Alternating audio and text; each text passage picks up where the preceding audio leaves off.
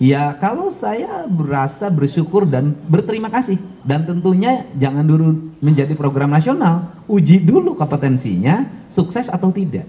Dan kami juga sedang menyiapkan program turunannya. Setelah nanti dari komplek pelatihan militer ini, mereka nanti akan masuk ke sekolah khusus yang disiapkan di setiap kabupaten kota, yang mereka sekolahnya seperti anak-anak berbakat. Jadi mereka sekolah khusus sepak bola saya dulu punya, nanti mereka masuk dalam sebuah komplek barak, gurunya guru biasa, kepala sekolahnya kepala sekolah biasa, tetapi mereka itu nanti didampingi oleh tim peningkatan mentoring disiplin dari kalangan TNI.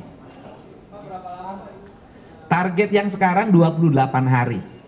28 hari, setelah itu kenaikan kelas. Kan nanti bulan Juni kenaikan kelas. Kalau kenaikan kelas mereka kembali ke orang tuanya karena sudah waktunya libur.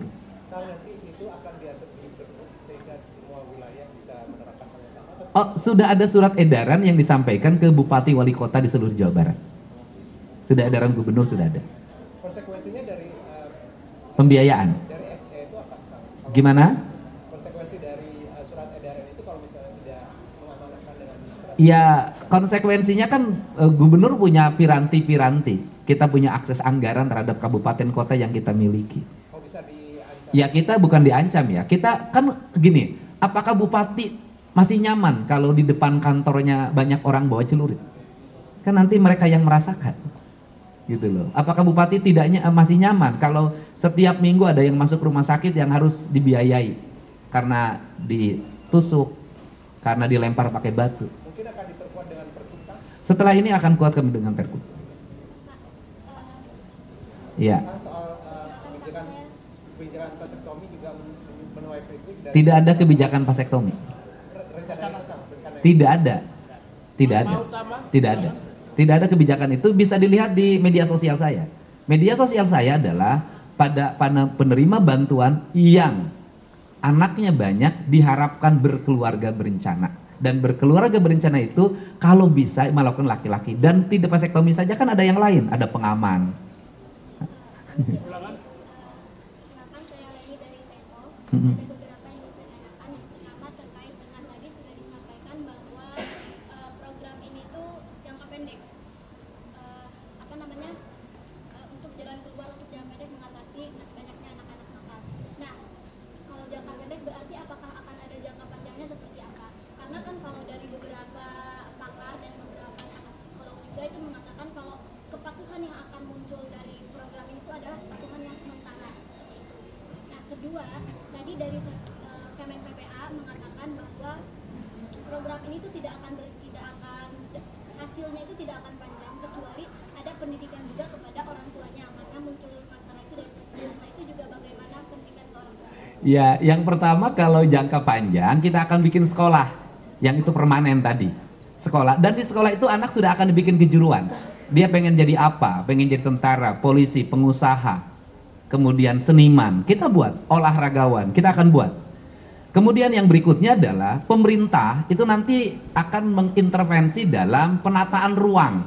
Satu, tata ruangnya diperbaiki, sanitasi lingkungannya diperbaiki, rumah-rumah rakyatnya diperbaiki, akses jalannya diperbaiki. Tetapi kalau sampai pemerintah mengatur orang tua tidak boleh bertengkar, itu nggak bisa. Misalnya suami dengan istrinya bertengkar terus, sehingga anaknya tidak betah di rumah, depresi, broken home. Kan tidak mungkin gubernur ngurusin rumah tangga.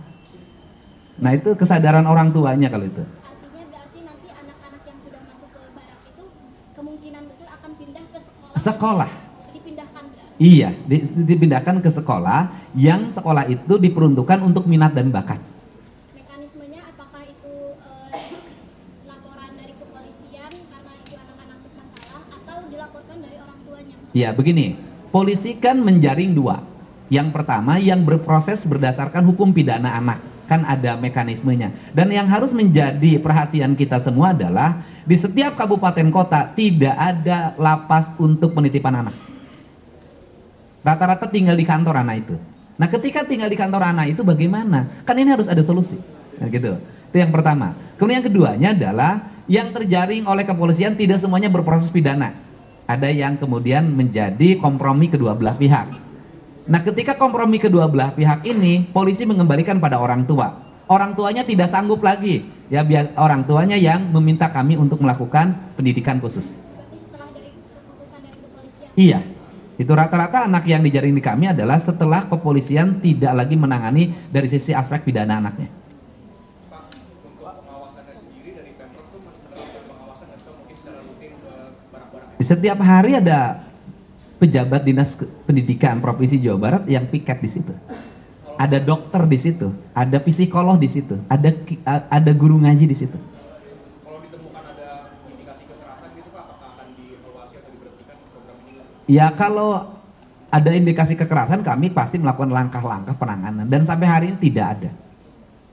Pak, apakah Kementerian HAM ikut andil untuk program mengajar ini? Siapa? Kementerian HAM apa? Oh kami mengundang nanti ada bimbingan untuk anak-anak agar memahami hak asasi manusia, mana hak dan mana kewajiban sebagai warga negara. Kami sudah meminta berkunjung Pak Menteri. Nanti kan ada Pak Kanwil akan menjadi mitra kami. Nanti ada pengajar dari Kanwil untuk mengajar tentang hak asasi manusia. Dan memantau, saya minta Kanwil HAM Provinsi Jawa Barat untuk memantau apakah kegiatan kami bertentangan dengan HAM atau tidak. Bapak, ini kan selama 28 hari anak-anak itu dibarak kan. Terus untuk nilai mereka di sekolah formal mereka ini bagaimana Pak? Karena mereka mengikuti ujian dan pendidikan biasa.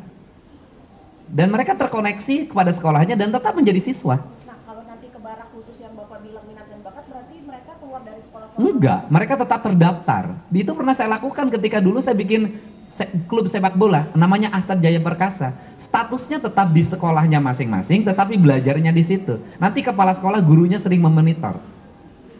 Kan ada sekolah bisa jarak jauh. Ini seberapa besar sih atau seberapa yakin optimis pendidikan militer ini akan bisa mengubah sikap perilaku anak di Jawa Barat seluruhnya, itu seberapa besar dan seberapa yakin? Oh, saya sangat yakin 100% ini berhasil. Dan kita kan lebih baik punya keyakinan dan melaksanakan daripada melakukan pembiaran. Apakah sudah melakukan survei terlebih dahulu Pak untuk melakukan pendidikan militer ini? Oh iya. Begini, bukan pendidikan militer ya, Ya. pendidikan di barak. Iya. Tolong jalan itu. Iya. Jadi bukan pendidikan militer, tapi pendidikan di barak. Oke? Jangan sampai nulis judulnya pendidikan militer ini, tidak boleh ya. Dan sebenarnya juga sekarang tidak barak militer juga. Kalau Dodik itu kan sudah bukan barak militer.